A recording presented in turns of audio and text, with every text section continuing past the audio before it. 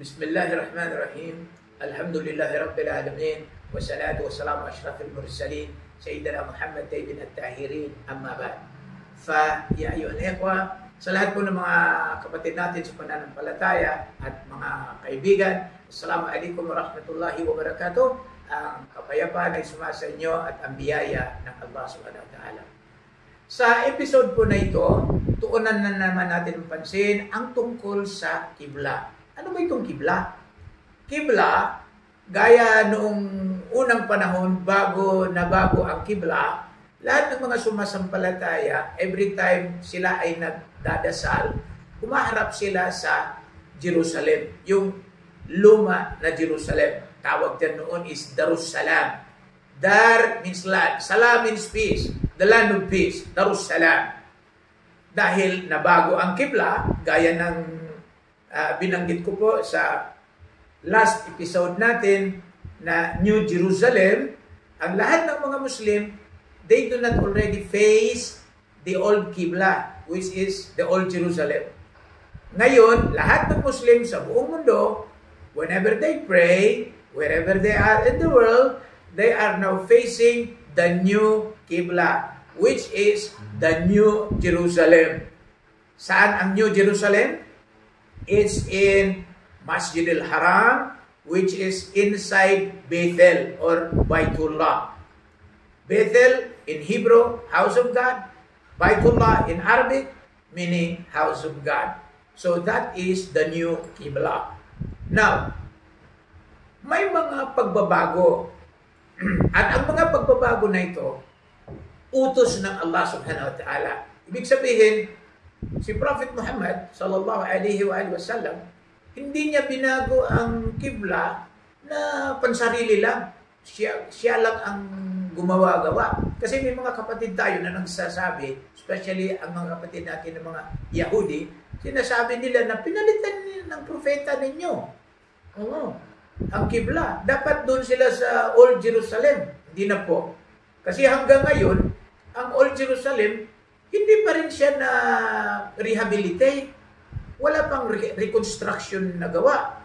At kung may structure man na nagagawa sa lugar na yon, yun ang Masjid al-Aqsa at ang Masjid Umar. Dalawang masjid po yan. Yung Masjid al-Aqsa, yun yung harap na nasira na. Yung mga poste niya, yung mga columns niya, hindi nakatayo. Pero sa harap niya, mayroong isang masjid. Gold ang kanyang dome. Ang tawag dyan is the Dome of Rock.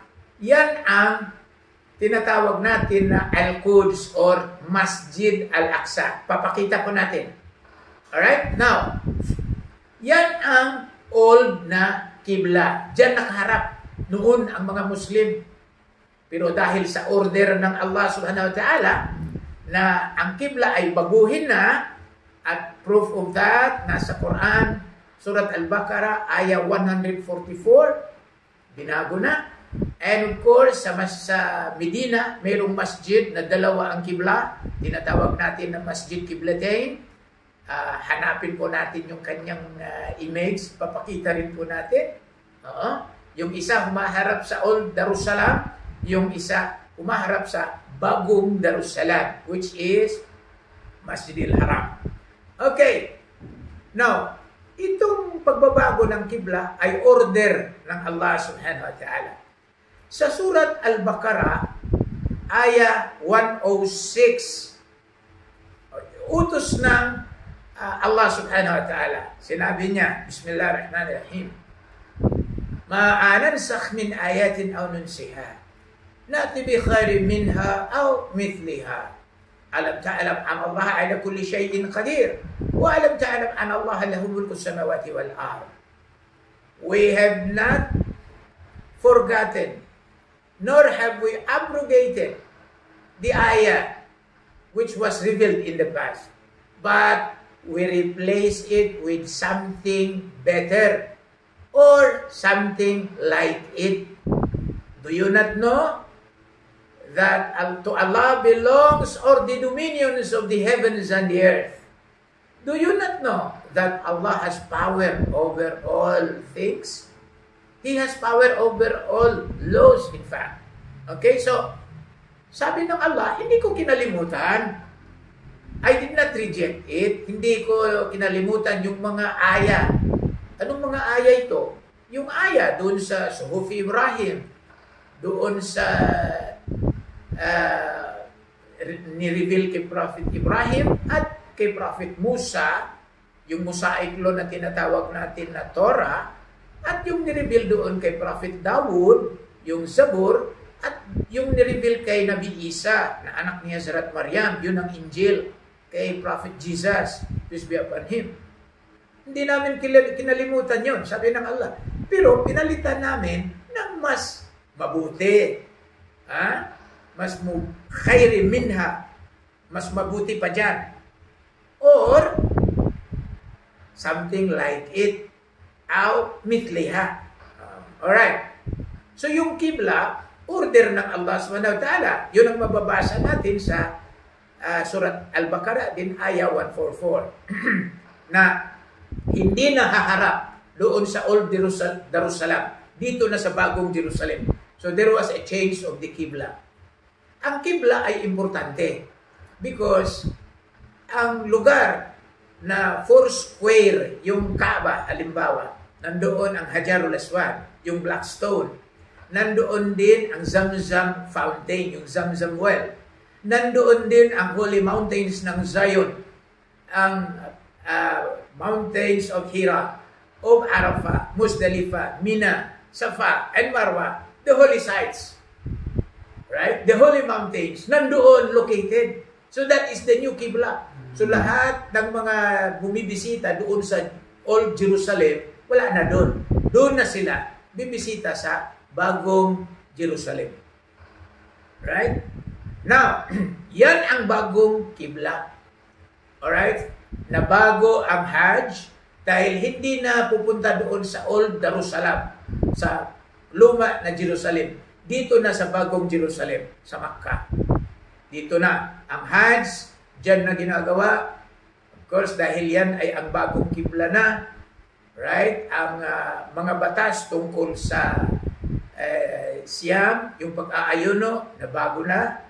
Ang batas tungkol sa pagbibigay ng usyur, yung tithes, na bago na. Dahil dito yung zakat, literally mention na magbabayad ang mga tao ng zakat, yung khums nila, no? Ang pagbigay ng sadaka or fi sabilillah o kung ano-ano pa, doon na. Pero malaki po ang pagkakaiba nito sa implementation ng ibang pananampalataya. Dahil yung iba, nagbibigay sila papunta doon sa headquarter. Ang headquarter naman, hindi dinidisperse sa buong mundo o sa mga sumasampalataya. Sa Islam, hindi.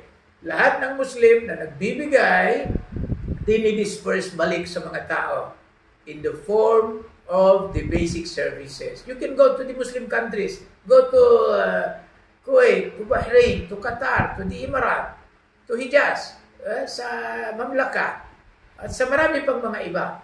Ang lahat na nakokolekt nila na zakat o khums, this is being recycled back to the people. Kasi yan ang precursor sa application ng literal na taxation. And then tax being collected is being recycled back to the people in the form of the basic services. Kaya sa Islam, na pag-uusapan na lang din natin ito, libre yung ano sa kanila, energy, yung electricity is free, yung tubig is free. Kasi basic yan eh. Oo, medicine is free, education is free. At dito sa atin, ano ba mga nire-recycle natin balik sa mga tao? Doon para sa mga PWD, doon sa mga membro ng senior citizen, at mga single mothers. Wala na, bago na ito. 21st century na. Nag-umpisa ito. Kailan lang? Sa atin dito, 1980s lang.